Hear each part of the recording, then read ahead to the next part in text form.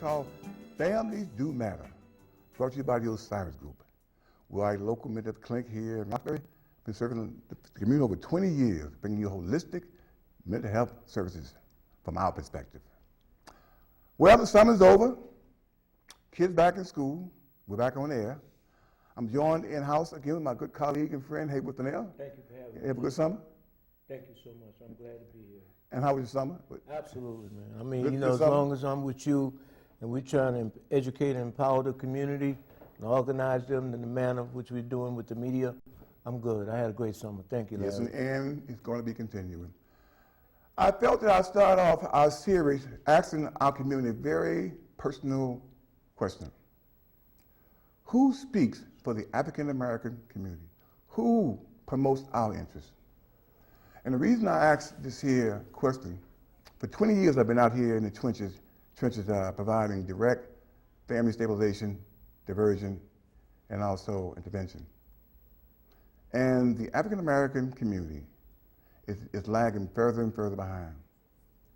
In my humble opinion, you got about 25% of the group is doing very well, but at least 75% thereabouts are working poor or in poverty. So the question that we have to ask, who speaks on our behalf? Who is promoting the African American community interests? Because from where I'm sitting, where I'm looking, the vast majority of the group is not doing well. It's 2017. So we're going to have a dialogue about that. This is part one of a two-part series. And again, we're not here to blame, we're not here to judge, we're just here to ask the question. Who speaks for the African American community? Who's promoting our interests, our agenda? And to me, if you're not out there thinking and behaving from what's in your best interest as a group and as an individual, this we-ness, this folks of color, right? This is my definition of that. All folks who got melanin are not my kinfolks. All folks of color are not my kinfolks. Their worldview is not mine. There are many folks who are darker than I am, Haitians, Jamaicans, Trinidadians. We don't see the world the same, all right? Let's just call it like it is. This whole notion of folks of color, come on now. Everybody comes to America with one intention, to get as much of the resources of this country as they can. They don't come here right to join arms with you and struggle. No, they don't come for that reason. I think we've been fed a wrong message. And the African American community, of all the community here, lags far behind because we have been fed this we. Ain't no we here. It's us. What are you doing to position yourself, your children? So if you're not understanding that, and obviously a lot don't, if you look at the African American community across this country, in every category, we are dead last. So we're going to talk about that. It's part one of a two-part series. Brother Haywood, what's your thoughts on that? Oh, my goodness, such a wonderful topic, you know, because I agree with you, you know, in every sense of the word that we are last in everything, and that because a person has the same skin color as you, and hair may be nappier than yours, does not make them a part of what our struggle in America has been since the 1600s. Amen. Like you said, people come from other countries and they immediately separate themselves from us. True. Based on some earlier probably conversations that they had when they were in the places that they originally came from. The image of us. And we use the term African American too broadly when we think that because we use it that embraces the Africans or the darker skinned people like the Dominicans Right. and the Puerto Ricans and embrace them to be a part of our struggle. They don't seem to want anything to do with our struggle. They only want to come in our community and perpetuate the fraud so that they can gain economic advantage over our people. If you look at our schools, you hear now lately a term called Black and Brown Boys Initiative. Mm-hmm. One of the ways that you can break down the Black and Boys Initiative is that you can require the Black and Brown boys at an early age in school to learn how to speak another language so that you can communicate. And they are using the language to accentuate their saying that they're white and not black. Yes, you're right. You know, so what we have to start doing is understanding that nobody with the dark skin like us and our ancestors has paid the price of struggle and triumph.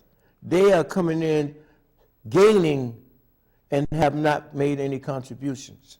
Well put. I'm your host, Larry Higgins. The name of the show is called Families Do Matter, brought to you by the Osiris Group. I'm joined in the house today with my colleague, Haywood Fennell. We're having a very personal dialogue with those who go under the banner of African Americans. It's real simple. Who speaks to our interests? Who is promoting your interests? As I look around our community and throughout this country, anybody who wears that tag, African American, for the most part, the group as a whole is in poverty or working poor. Just bottom line. So we have to really sit back and exhale and say, okay, who is speaking on behalf of us, promoting our agenda, making sure that we can also prosper in our country? Because this here so-called weakness, folks of color, no, neighbor. Folks with color does not mean that we share the same worldview.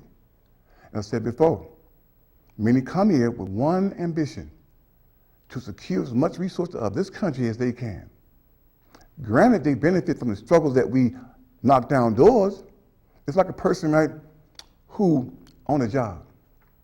You come in, right, you're gonna fight to get the union there. All of a sudden, he or she don't participate in that struggle. They take no lumps, no bruises. But once the union is enacted, right, they want all the benefits. So many of our folks of color, right, remind me of that description. So African Americans have got to start to think and behave from what's in our best interest. Case in point, that's my belief. You might have your own. I don't think the dreamer is an issue that affects us. I really don't. Number one, we didn't ask for them to come here, right? We had nothing to do with immigration, number two. And number three, we look at all the jobs here that most of them have. 40 years ago, the cheap labor was what? African Americans. Not begrudging them, but again now, right? I believe it was done deliberately and also systematically to relax those border laws about immigration whereby they could replace African Americans as cheap labor. And that's true. All those jobs used to be held by what? African Americans. Now they are not. Another thing I don't think that the so-called folks of color, folks come here, kids can't speak English. All right? They said, send me your tithe, your huddle poor. We are a nation of immigrants. But check this out. Where do most end up residing? In the community with African Americans. They're not put out there in Sharon, Canton, Weston, Newton, right? Concord, where the policy elites who made that send us your tithe, your poor, your huddle master, where are they located, neighbor? In the place what? African Americans. You ride up American Legion Highway. You ride up Elmer Ave, all that public housing. All you hear is what? A what? Latino flavor. So I'm just saying, it is time, I believe, for African Americans to really sit back and say, who is promoting our interests? Another case in point before I let Haywood speak. Think about the whole term minority. A little history here. America once was in flames in all these riots in the late 60s. I believe, have no evidence to prove this here, but the white elites, policy and also businessmen said, look here, America is going up in flames. The Negro, so we were then Negroes, right, are upset because we have excluded them from everything. We got to let some of these folks in here. You know, we will create affirmative action, but at the same time, we must also replace them as cheap labor. Okay? Because that threatens our economic base. I believe if we did research from the time of those riots in the late 60s to now, right, all these massive illegals came in this country to supplant cheap labor of the African American, then called Negro. And I believe it was deliberate policies relaxed by the policy elites along with the business community. So, in my humble opinion, black people, we as African Americans, have been sold a bad bill of goods in this so-called people of color, rainbow, and we. Ain't no we here. The proofs is in. Who speaks on behalf of African Americans? Nobody. That's why the vast majority of the group are either working poor or in poverty. And so we need to step back and say, what's in our interest? We will lobby with anybody when we have joint interests, but it got to be about what's in our interest. A lot of things that are going on now it don't really serve our purpose. So again, our leaders have led us down a path that is not productive and conducive for the development and uplift of African Americans. Hayward?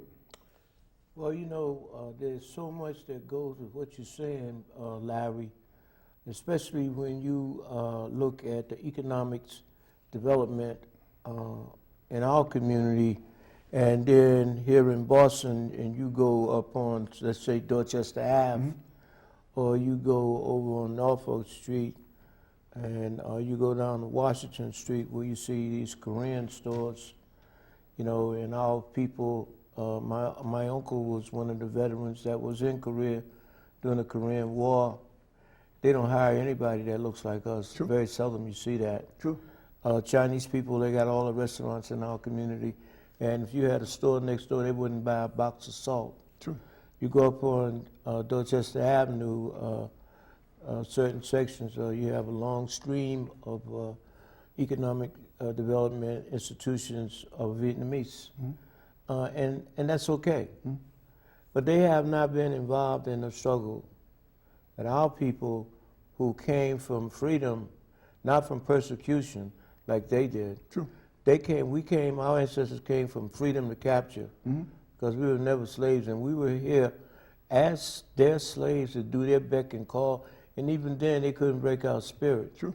What we have to understand is that, like we always say, nobody's coming to save us. Nobody's coming for us. We got to save ourselves, and what Amen. we have to understand is that we just can't embrace skin color as the way of making a friend. Ain't working. You have people that live in our community, as soon as they can get a shot, they're moving out of our community.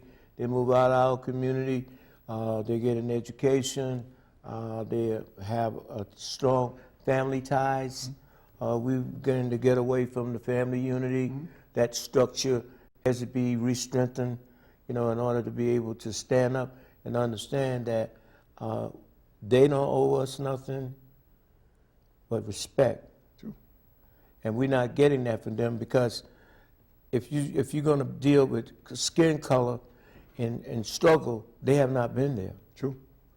You know, they immediately use the language barrier, or they use their customs, you know, and they say that, oh, we don't know what we're doing. We don't know what we're talking about. If we didn't know what we were talking about as a people in these United States of America, they would not be here today. Amen. I'm your host, Larry Higginbottom. The name of the show is called Families Do Matter, brought to you by the Osiris Group.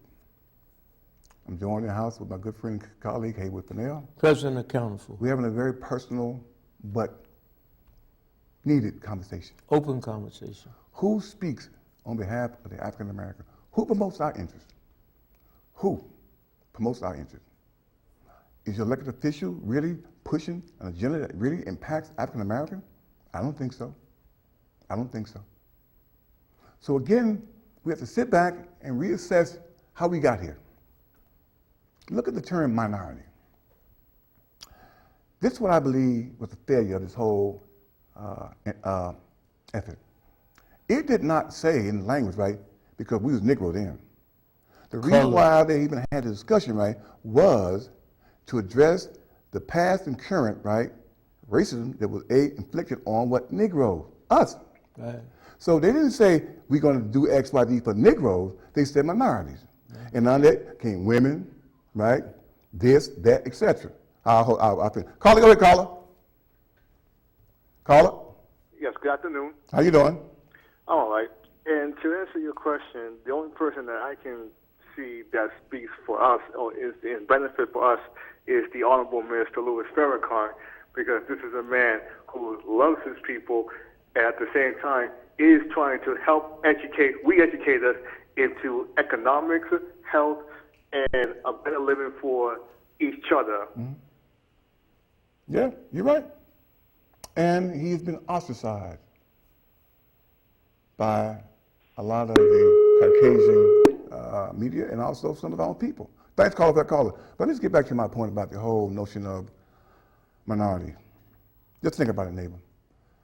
That whole issue came about to address the atrocity that was committed against the Negroes, right? Both past and present. Political answer. Exactly. So they did not say in the language, right, this year is going to benefit the Negro, and spell it out, education, employment, etc. Right. They use minority. All these people, right? White women, I don't know how they got in there, right? Gay, lesbian, anybody of color, right, could fit under the minority umbrella. Think about this here, white women, which they got nothing against them. But again, during the time of our oppression and also Jim Crow, who benefited from this here system? White women. So on the plantation, you up there with the master, who's drinking a mint julep? The white woman. Yeah, but you know. But let me finish. So why would you include a class, right, who's already benefiting from this structure? Right, but you know what I was getting ready to say? Go When ahead. you say the mint julep, I've been thinking about the times of our capture, and the white woman didn't have milk to feed her baby, and she would take our women, our young women, who had probably been raped, you know, and was, you know, got milk in their breast Yeah. to feed their children. Right?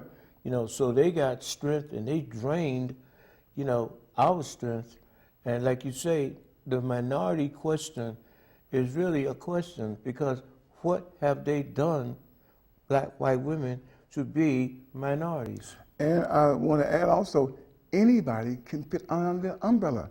If you know the history of it, it really came about to address the atrocity that was impacting the Negro. That's what it but was. Here's where they failed in drafting that law, right? They didn't spell out this year, education, employment is for the Negro. Right. Everybody's mama can come under that umbrella. Folks who just got here, Dominican, African, Cape Verde, anybody can be what? A minority. Yeah. So the African American, right, whose people who brought it about, right, still to this day does not benefit. No. So again, I'm just saying, African American, it's time for us to really start to think and behave from what's in our best interest. And also to have folks who are going to speak to our specific issues. Not this we, not this folks of color. Right. That's their paradigm. Okay? That does not do nothing for us. If you think I'm lying, look around your community. And folks do not come here, African American, I'm talking to you now. And I do not demonize those from other cultures. Hey, I've been to Haiti. I've been to the Dominican Republic. I've been there. I get it. But that's not our issue. That's not our issue. That's not our fight. You got folks here who are citizens by birthright, African American, cannot thrive and prosper in our country because why? They're not being taught properly about how this structure works, how it's framed, how it's maintained. So they have no idea what they're up against. And our leaders don't speak truth to them. I'm trying to figure out how the Census Bureau has been able to reclassify people and make Dominicans white. I want to know, I understand that paradigm is to reduce the political potential power that we as a people have. But when I see somebody that look white that's got a black grandmother that you don't see her that much and not speaking the languages of us Americans who have been here. I can go back to 1867 to my great-grandmother, Effie Fennell, being born in this country. You know, and I understand the manipulation when it came to the term minority. What happened was that they saw that we may gain as colored or Negro people, and then they included that echelon of white women, gays, anybody. So it's not really, they're not really a minority. And it was never intent for them. Right. It was to address the atrocities that our country had imposed and inflicted on the Negro. For hundreds of years. Yes, but it did not specifically spell out Right. the Negro would benefit this education, employment, etc. Right. It put all those categories. And who's dead last in 2017? The African American. Still community. Still dead last. raging, still raging against each other. Right. And so I believe that we need to have a very exhale moment and say, hey, this ain't working for us. Right. And those who promote that, right, they're not working for us. Who's speaking for our interests? Exactly. Who speaks on behalf of the African American interests? Right. Please. I mean, they come in with these systems that they want us to be involved in, and we do go out, a lot of us, and vote. True. But then the benefits of our vote goes to a few people and not to the many that voted. We need to look at that too. I agree, and like I said before, you think about this city here, the term now, minority majority. Yeah. If you want your school system to be better, you got to first occupy what? The mayorship. Yeah. Because why? He put in what? The commissioner. Right. You want the police to reflect those who live here, right? Yeah. Body cameras, civilian review board, right? You got to occupy what? The top slot. Because why? Everything's local, all right? But if you got folks, right, who's so intimidated, right, to say, I'm going to look to make sure that African American interest is served here. If they are too intimidated to say that publicly, right? They got that folks of color. Whispering. Yeah. Folks of color. Yeah. But not saying, hey, wait a minute now. I'm out here to promote the agenda and the well-being of African Americans, to make sure that they get a piece of the resources of their country, to make sure their education, right, means something. I contend that the education that our children receive isn't worth the paper that wipes you behind. Why? It does not speak to how this country was founded in white supremacy, how it's maintained, how it's been refined, the relationship or the legacy that exists in our country between us, African Americans. So if you don't know how something was formed, you don't know how the rules of engagement go, right? You are somewhat crippled. You are immobilized. Exactly. Now take also our system of economic capitalism. Capitalism. The vast majority of our people don't know how it works. At the crux of that is labor. Labor. So if you're not highly skilled or educated, you can't demand what? Top dollar. You lay down what? Always want that lower echelon. There's four things my father told me as a young man when we called Negroes. I said it many times. So Larry, in our country, there's certain things that the Negro race should not do. And I'm quoting, he's quote. He said, number one, Negroes, especially males, should not be ignorant, uneducated, unskilled, and lawless. Quote, my father, he said, the Negro race, these things we should not do, and especially the Negro male. That's in the 60s. You should not be ignorant, uneducated, right, unskilled, and lawless. Not throwing the fifth rail, self-medicating. So if you're doing those things, we can pretty much assure you're not going to do well. Right.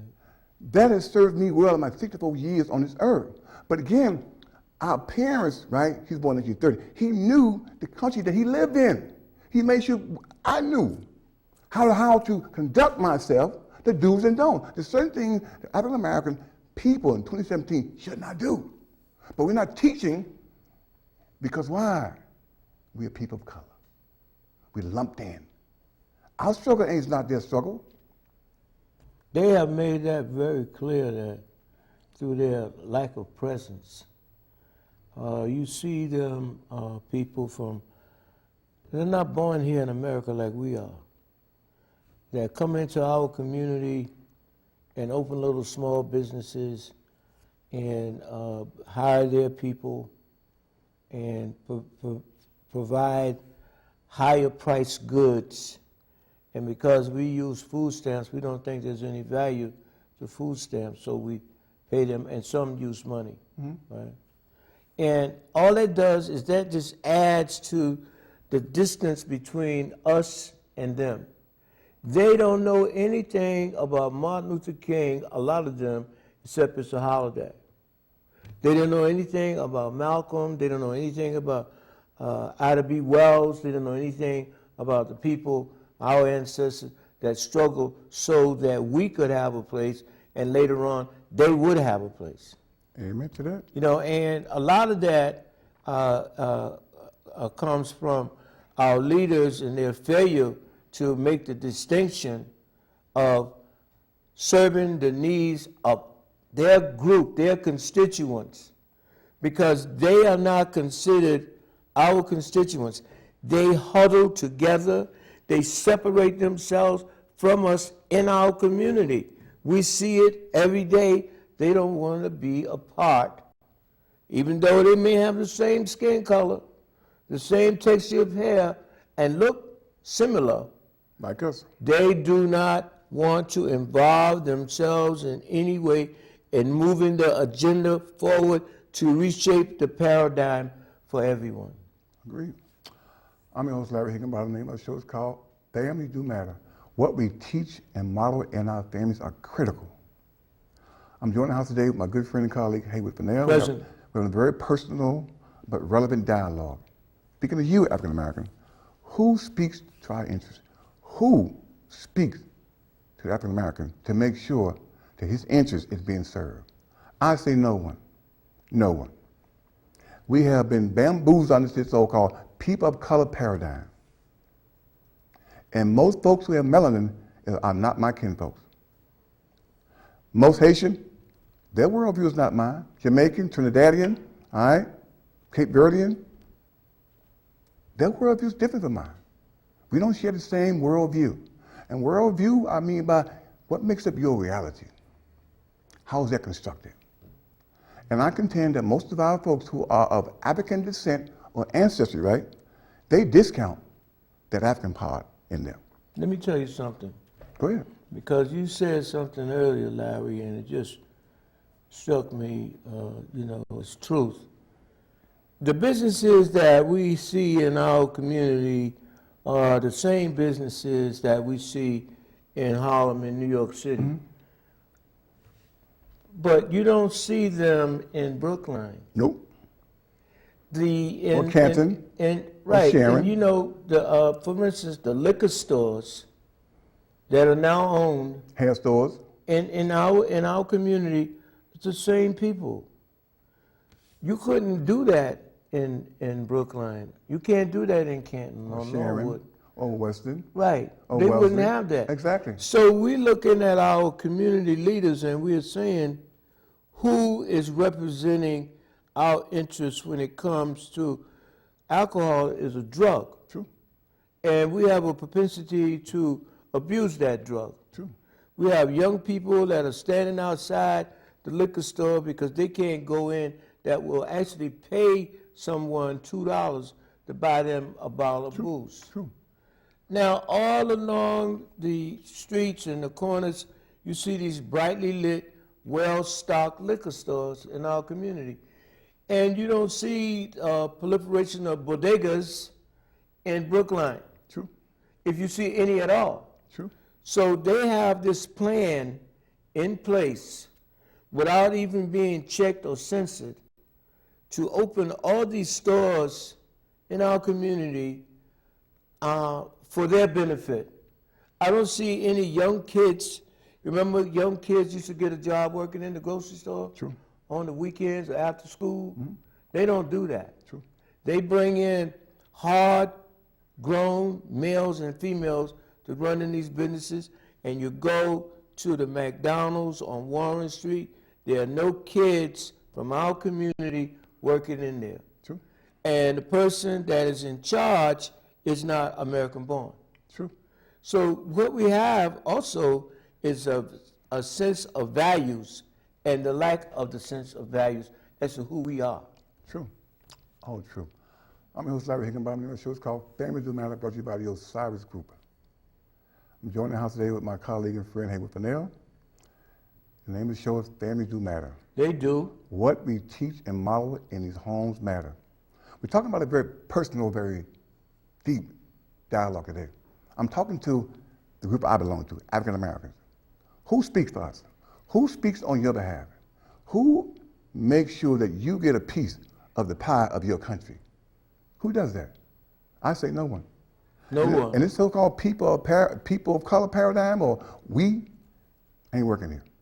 No one comes here to become allies with you. No one. They come in with one intention, to get as much as they can out of this country as they possibly can. And I'm okay with that. You know what I mean? Hey, I get it, I understand it. Because I've traveled, I see where they come from. But again, I believe that we have been bamboozled and hoodwinked on the so-called people of color paradigm, and the so-called we paradigm, because we never spoke to our specific interests. And we should always think and behave from what's in our interest. I don't believe, personally, right, that immigration is our issue. We didn't let them in here. We did not let them in here. They came on their own. We need to focus on what matters to us. What matters to us, our own agenda. And where we can collaborate with anybody, we should. Okay, with its common interest, we should. But we should not be drawn into and sucked into things that really does not pertain to us. No. And I will say this here. Under the umbrella of minority, folks who just got here because they have color can now come under that, paradigm. Schools in the inner city, Boston, Lynn, Brockton, inundated with Hispanic students. They're not in Newton, Sharon, or Brookline, or Weston, but these folks say, bring us your tired, huddled masses. But where do they dump them at? African Americans. So again, when you look at the rhetoric and reality, folks are not sharing, right, the pain that comes with the so-called inclusion or the so-called people of color rainbow. So I'm saying as African American, right, we need to really step back and really take a time out here and say, what is our interest? What's in our interest? Because I contend that the vast majority of the population is either in the working poor category or the poor category. And if you were not being subsidized, you and your kids would be homeless. Homeless. And many of you are working, making 10, 12 bucks an hour. You would be homeless. To me, something's wrong with that paradigm. I'm here to say to my community, African American, I think we've been bamboozled. I think we've been led astray.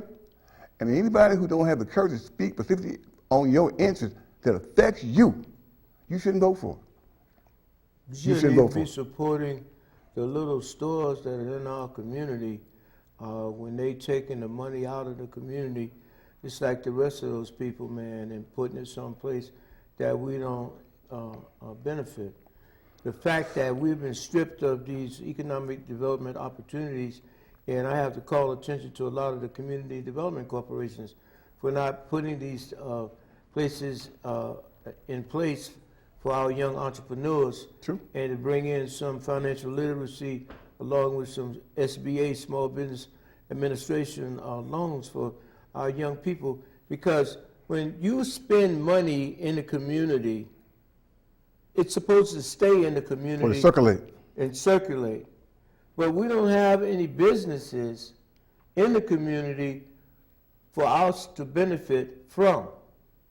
Because you got people, you have now people that buying, putting their money together, maybe they're getting it from their government, I don't know. But they're buying these grocery stores and with these lotteries, and they don't speak English, they don't look other than skin color, they do not think like us. They do not hire us, they hire their own people, and we just continuously do not ask our community leaders and elected officials, why are these people able to buy these buildings, and have you looked at the immigration papers? Are these really people that have come under that section that they have that's supposed to benefit the country, where they come in and they take the jobs of Americans, and then you have to teach the foreigners the job, and they're going to work for a lower salary That was on 60 Minutes. True. Okay, so with all that being said, are these some of the people that are in these stores? Are they some of the students that came here, or are they financed by some of the people that took away the jobs of the Americans and put their money together to buy these stores? Good point raised. Well, point raised. I'm your host, Larry Higginbottom. The name of my show is called Families Do Matter. Brought to you by the Osiris Group. We're having a candid conversation aimed at you, African Americans. Folks, the boat done left the dock, and the vast majority of us are not on it. Right. Bottom line, folks, the boat has left the dock, and the vast majority of African Americans are nowhere on that boat. And you know, like, I'm a veteran, and like I said, I can take because my cousin did the DNA ancestral piece, Right. and I found out that my great grandmother, was born in 1867, to be a couple of years after the Emancipation Proclamation. So we have a long lineage of service to this country, and my relatives early on were veterans. True.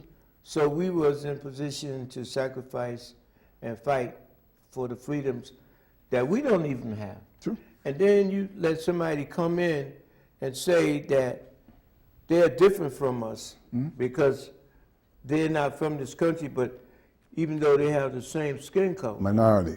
yeah, they're better than us. And that's a big confusing thing to our young people. And we need to clear that up because accountability is what it's all about. Who is speaking for the interests of the African American today? Who? And who's saying it out loud and publicly? Right. Not whispering behind closed doors. Don't whisper. Right? Not under this so-called cloud of people of color, Yeah. but who's saying, I'm speaking for issues that impact African Americans. On a sustained basis. Yes. Yeah. Call in, neighbor. I know you're out there, and I know it's personal, I know it's painful. But this show is really designed to get us to think and to look at where we are going. We have deliberately pushed our issues of the African American who paid the price for you. You have pushed our issues aside so that you can move forward based on minority. So call in, neighbor. I know it's painful. I know African Americans. I know that many of you see what I see. Many of you know it's not working. But the vast majority of our people is not working. This here is not working.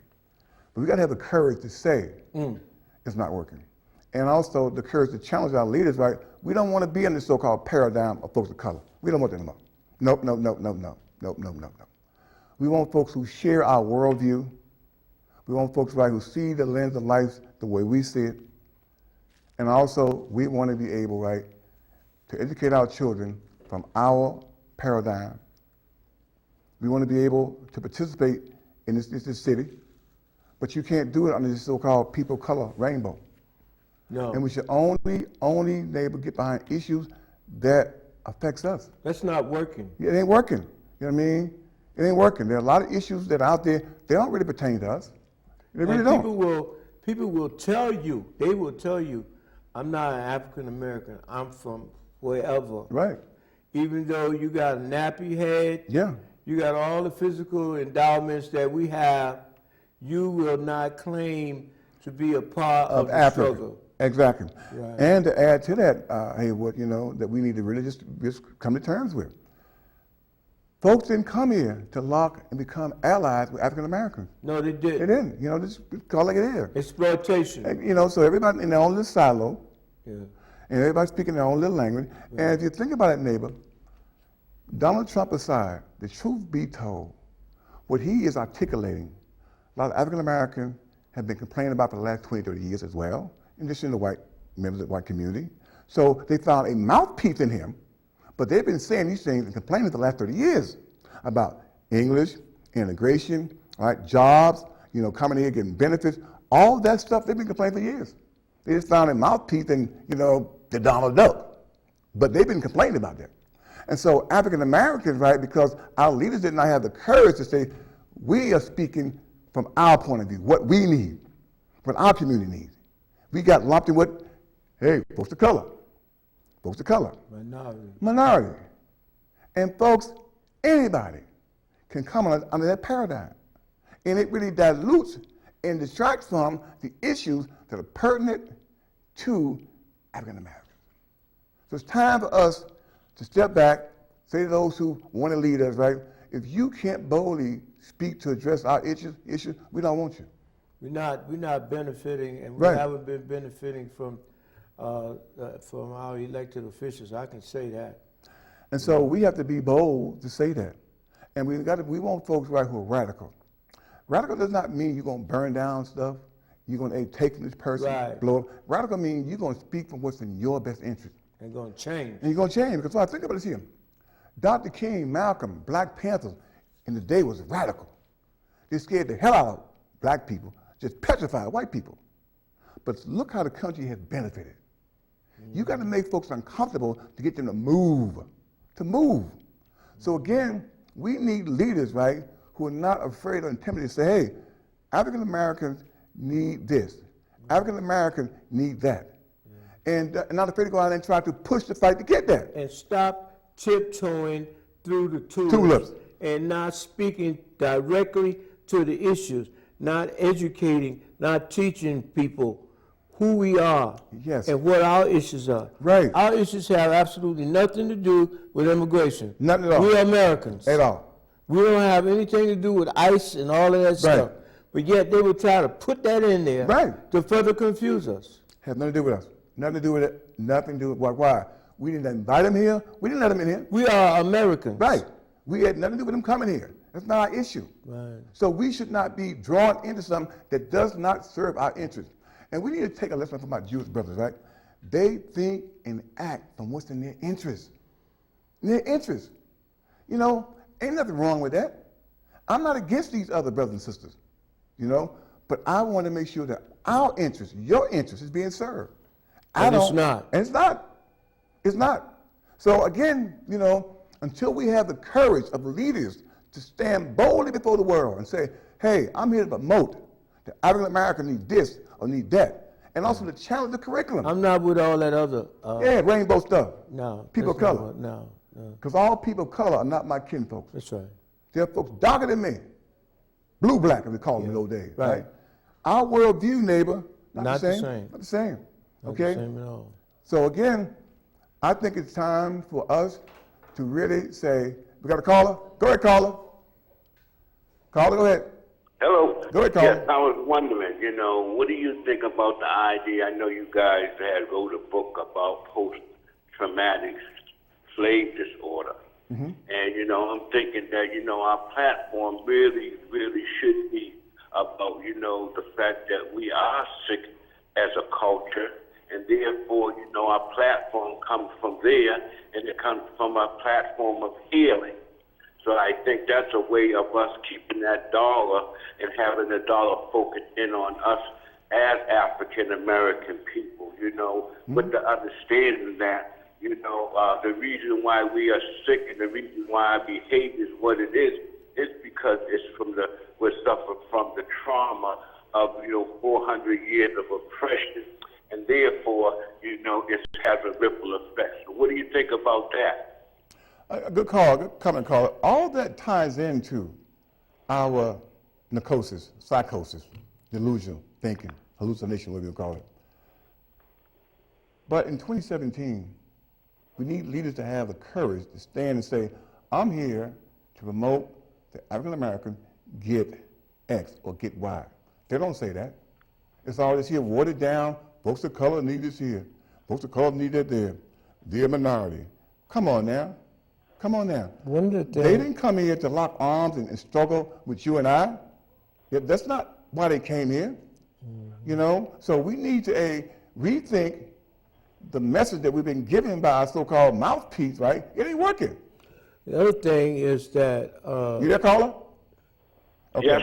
Yeah. Yeah, So, But I think we need to educate all these other people of color and have them deal with and acknowledge the fact that had we not went through what we went through, You know, why they really need to take a real close look is because had we not went through that what we went through, they would not be in this country. You know, we don't have a Ellis Island experience. We have a Sullivan Island experience, and people really need to understand that so they can really get and wrap their mind around the whole notion of the trauma that we went through as a culture of people. So I think that's our responsibility to really truly educate the masses about this and keep our foot down on the neck and not allow that to slip away.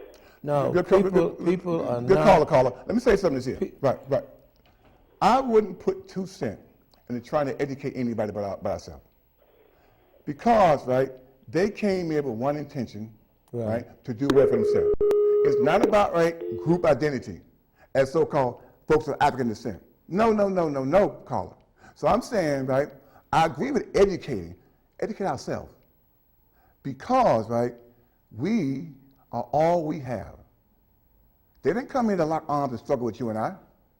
That's just a gimme. So no, I'm not out to educating nobody but ourselves.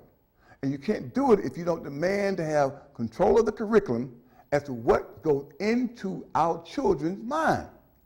Having blacks as teachers, superintendent, principal, ain't worth a squat if they don't have some say-so in the curriculum. What goes into the minds of these African-American children? To teach them the real deal about white supremacy, the country, how it was formed, how to maintain, how to define, and the relationship between the white community and us. I think that we as a people need to understand 2 things. Go ahead. First, we need to become spiritually connected. Amen. And I'm not talking about going to the same church. I'm talking about an ability to love each other and not rage against each other and not murder, maim, and kill each other. True that. We also need to understand that money within itself will not buy dignity. Amen. You know, we pursue these flawed systems that have been put before us and used against us for too long. You know, they always have one black person working in a business, and I remember the book, The Spook Who Sat by the Door. Yes, indeed. So that when they see a black person working there, they'll think that it's okay, that they got one in there, but they got one and they got 500 that don't look like us and don't want to. Ain't gonna come in there, and we just continuously accept the crumbs from the bums, and we need to step back, like Larry said earlier, and really evaluate our system in terms of who is speaking for our interests, not only who is speaking for our interests, but who is actively involved in our interests. That's what this show is about. This is a teaching format for the community. We don't want you to agree with us. We just want to provide an option for what you to think about, because things are not working for us. These are critical times, and people began to say that the immigration problem is the problem of the black Americans. No, it's not. It's not our problem. Not our problem at all. It's not our problem. Our problem is having people believe that all the time that we've been in this country, that it doesn't mean anything, and then they can just come into our communities and take advantage of the things that we have died and got struggled for. That's what this program is all about. It's not about you calling in or anybody calling in to agree with us. We're just trying to tell you what the facts are. Nobody is coming to save us. We got to save ourselves, and we got to look at how we've been educated, and we got to refine the educational system so that we can define our direction, because right now we're not going anyplace. Hey, to the men on that. Okay, let me host Larry Higginbotham. The show's called Families Do Matter. We do. Families do matter. What you teach and model in these homes matter, neighbor. Brought to you by the Osiris Group. We are a local mental health provider bringing you holistic mental health services. You have people, Larry, that they didn't sell out. They just bought into a system, and they get an education, and they get some tangibles, and maybe they might own a house or some property, and they immediately separate themselves from the people that have struggled the hardest. True. And people see that, and they take advantage of us because the people that are in the position to protect us think that because they have achieved these things, that they are no longer us. True. So you need to read The Invisible Man by Ralph Ellison so you can understand who you are, where you are, and where you need to be. You know, because all we're doing is teaching in this program. And calling the alarm. It's not working. Right. It's not working. Bottom line, it's not working. For the collective now. For a few, yay. But for the collective, It's after not 400, working. after 400 plus years, right, the African American community should be the last community, should be dead last. Right. We should be the last one who should be dead last. If we have been properly taught, nurtured, and guided. Nurtured. Okay? So again, they say we did better under Jim Crow, Black Wall Street. They took that from us. Other places that Black thrived, because why? Just Tulsa, us. Oklahoma, Just Wilmington, us. North Carolina. Just us. Chicago. Just us. Yeah. African American Negro making it happen. Right. Right now, you could go in any store that sells periodicals and magazines, and one of the books or periodicals that you will not find is the Wall Street Journal. You know, our kids don't know anything about stocks, preferred stocks. They're not being taught anything about shares, common shares, business administration at a young age. So this disengages them from using their heads. They'd rather give you a basketball. And I don't have anything against sports, don't get me wrong. I know that we don't own Reebok, we don't own Nikes, we don't own Converse, or none of that. No. We pay the sports figures to endorse them. But let me tell you something. I've gone into the Boston Public Schools and I've raised the question to the students, how many know about the NBA? All the hands went up. Right. Then my question is, how many know about the MBA? MBA. No hands went up. And I have to look at the teachers And the home.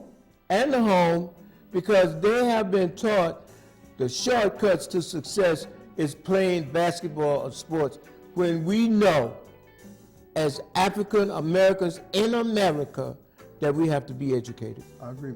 Well, that's our cue. It's time to get up out of here. But this is just part one or part two. Part one of part two. We'll be back again September 28th to continue the dialogue. Let them know you saw us. African Americans, the question is, who speaks for us? Who's promoting your interests? You need to think and behave from what's in our interest. Until then, hey, what you want something else to say? I just want to say thank you for listening. And again, you don't have to agree. We just want you to think. We're teaching here. That's all we're doing. And we're saying we're going the wrong way. Yeah. So- Nobody's coming to save us. No one's coming to save the African American. Nobody's coming to save We got you to and our save children. ourselves. Till next time, God bless. And it's time for change. people. Venus Williams tonight, Yes, indeed. All right. Get well, Daisy is shilling forth. wherever you are. Yes, indeed, man. There you go.